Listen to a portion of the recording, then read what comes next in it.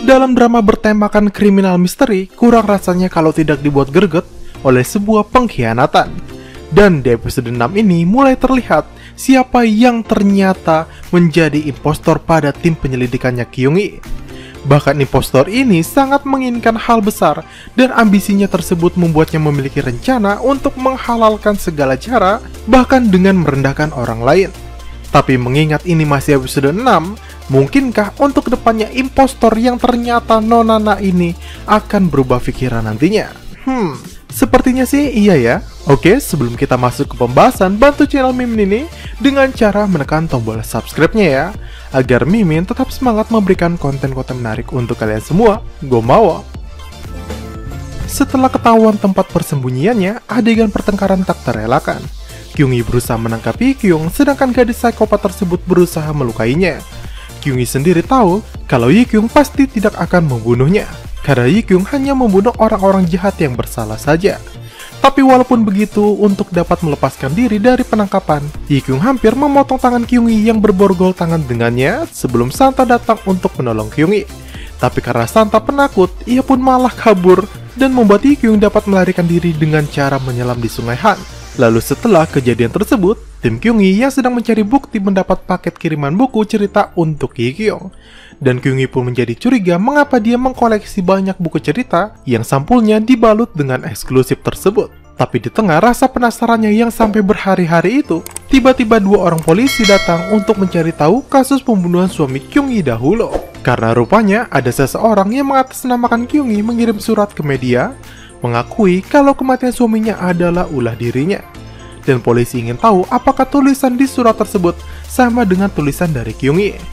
Lalu walaupun Kyung-hee sendiri mengakui tulisan itu mirip dengan tulisannya, tapi tetap saja masih banyak perbedaan dari tulisannya. Dan ia langsung curiga kalau pelaku yang mengirim surat dan meniru tulisannya pasti adalah Yi-kyung. Kyung-hee pun flashback ke masa lalu sebelum suaminya meninggal dunia, di mana saat itu ia sedang mencurigai suaminya, tapi ia tidak menemukan bukti apapun. Sampai akhirnya polisi memberi kabar kalau suaminya telah tewas gantung diri di sebuah ruangan. Lalu Kyung-hee yang menyelidiki kasus kematian suaminya sendiri menemukan banyak sekali kejanggalan dan menganggap kematian suaminya bukan sebagai bunuh diri. Tapi hal anehnya adalah pintu ruangan tersebut terkunci dari dalam. Jadi bagaimana caranya si pembunuh keluar jika ruangan tersebut terkunci dari dalam? Itulah sebabnya polisi mendefinisikannya sebagai bunuh diri, dan Kyung-hee sendiri sampai saat ini frustasi akan hal itu.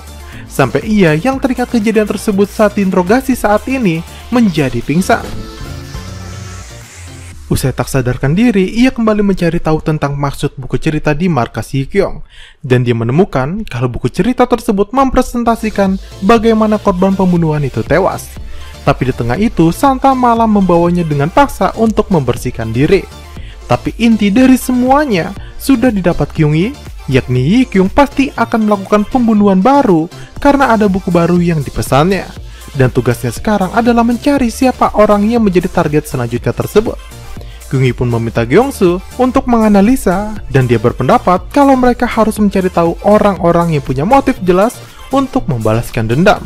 Sampai akhirnya Santa memiliki ide untuk mencari gambar yang sama dengan boneka yang dibuat oleh Yi-kyung untuk para anggota timnya yang akan membalas dendam melalui mesin pencari persamaan gambar di internet.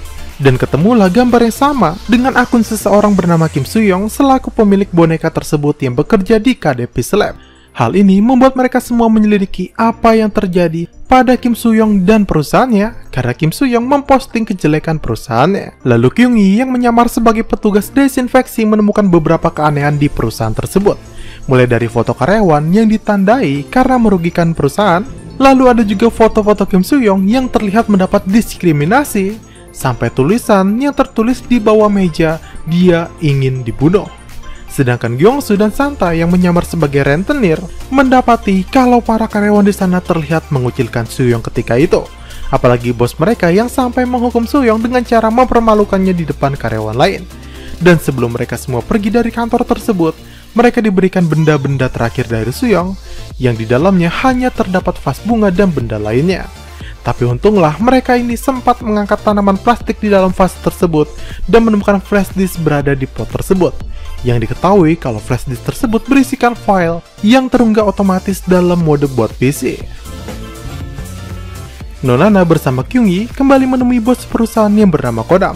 Di depan mereka berdua, Kodam ini sangat terlihat tenang, bahkan tampil seperti orang yang baik-baik saja. Bahkan ketika mereka menyinggung kasus pembulian kepada karyawannya, Kodam dapat dengan tenang berpura-pura kalau itu tidak terjadi kepada dirinya. Sampai akhirnya ketika Kyungyi pergi, dia memutuskan untuk kembali lagi ke kantor, berpura-pura mengambil barang yang tertinggal. Dan akhirnya dia menemukan celana Kodam penuh dengan serpihan kaca, yang menandakan dia habis memecahkan benda kaca setelah kepergian mereka, alias melampiaskan emosinya setelah Nonana dan Kyungyi pergi. Nah, selain itu, ada seorang kreator konten misteri aneh yang mereka temui, juga memberi kesaksian sebuah rekaman video aneh, di mana Kodam menggunakan bahasa Ji mengatakan, unggah rekaman kampus di laman utama. Nah, kata-kata ini dimaksudkan untuk Mie, yang merupakan korban video cabul pada kasus kematian si pelaku pada episode sebelumnya ya. Nah, Kodam sebagai kuasa hukumnya mengatakan sudah menghapus video Mie di kampus tersebut, tapi nyatanya dia belum menghapus, dan malah ingkar janji berniat mengunggahnya kembali.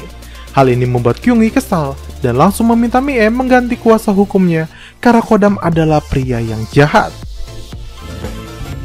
Setelah kasus itu, tentu Nonana melaporkannya secara pribadi kepada Yongsuk. Dia mengatakan kalau Yikyung akan mengincar dan membunuh Kodam nantinya, dan informasi tersebut sangat diapresiasi oleh Yongsuk.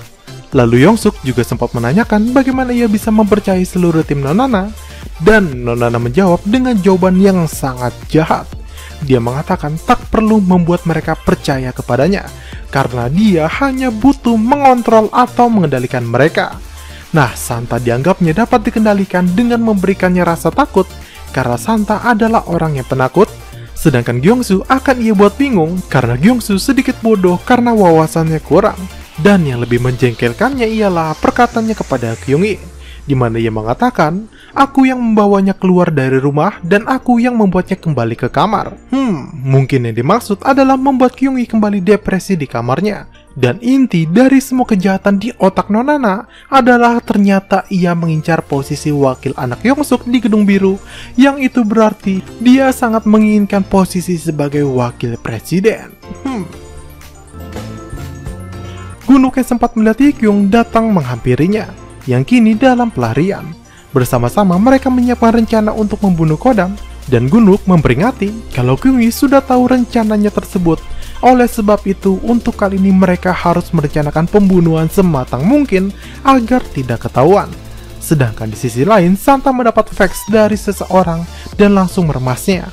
Hal ini membuat Kyungyi menjadi curiga kepadanya.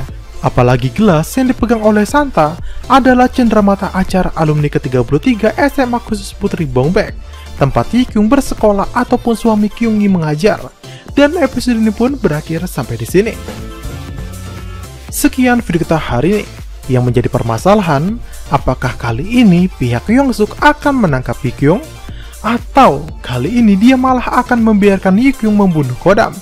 Karena ada scene yang mengatakan kalau Yongsuk sangat menginginkan Kodam mati, karena Kodam adalah pesaing terbesar dari anaknya yang sedang mencalonkan diri. Menarik bukan? Oke, sebelum menutup video ini, jangan lupa tekan tombol like, subscribe, dan nyalakan tombol lonceng notifikasinya ya, agar kalian selalu mendapat info menarik dari channel Mimin ini. Saya Mimin Chandra pamit, see you sahabat Mikiampedia.